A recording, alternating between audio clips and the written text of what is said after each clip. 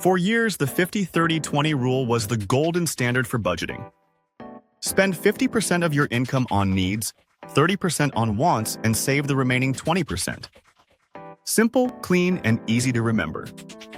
But there's just one problem. That rule was built for a world that no longer exists.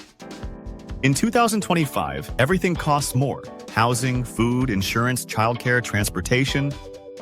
The price of just getting by has exploded, while wages haven't kept up. Trying to live by the old 50-30-20 rule today is like trying to fit a Tesla battery into a gas engine. It doesn't matter how disciplined you are, it simply doesn't fit the system anymore. Let's get real for a second. The average person today spends closer to 65 to 70% of their income on basic living expenses, and that's being conservative. Rent alone can take up half a paycheck in many cities. Groceries cost 25% more than they did just a few years ago. And don't even get started on gas, insurance, or healthcare. So when someone says, just stick to 50-30-20, it's not that you're doing something wrong. It's that the math is broken. That's why we need a new way to think about budgeting. One that adapts to your reality instead of forcing you to live by outdated advice. Enter the 60-10-10-10-10 rule, a flexible framework for modern money management. Here's how it breaks down.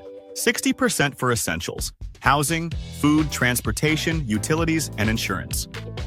10% for financial goals like paying off debt, investing, or building long-term savings. 10% for short-term savings, things like travel, upcoming purchases, or annual expenses. 10% for fun, yes, fun money. The guilt-free spending that keeps you sane. And 10% for growth, investing in yourself through education, skills, or side hustles that increase your earning power over time. This system works because it recognizes that life isn't linear anymore. Most people don't have one steady paycheck or one financial priority. We're juggling student loans, rent, side gigs, kids, and inflation all at once. The 60-10-10-10-10 approach gives you structure without strangling you. It's not about perfection, it's about direction. If your rent eats up 65% instead of 60%, that's fine. You adjust the other categories and rebalance as your income grows. That flexibility keeps you in control instead of constantly feeling like you're failing a system designed decades ago. Here's the key mindset shift. Your budget isn't supposed to be a cage, it's supposed to be a compass. The goal isn't to punish yourself, it's to guide your money where it matters most. When you make more money, you don't inflate your lifestyle. You increase your savings, your investments, and your growth. That's how real wealth is built.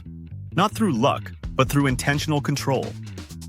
And if you're starting from scratch, don't get hung up on perfect percentages. If all you can save is $5 a week right now, do it. Because saving isn't just about the amount, it's about building a habit. Habits compound just like money does. Over time, those tiny moves create massive financial stability. Here's the truth. The 50-30-20 rule worked in a world where expenses were predictable, jobs were stable, and life moved slower. That world's gone. You're playing in a different economy now, one that rewards adaptability, awareness, and systems that evolve with you. So stop trying to squeeze your life into an outdated box. Build a budget that actually reflects your reality and your goals. If this hit home, follow Money Maven Pro for more no-fluff strategies to take control of your money and start building real wealth that lasts. Next up, we'll talk about how to automate your finances so you save without even thinking about it.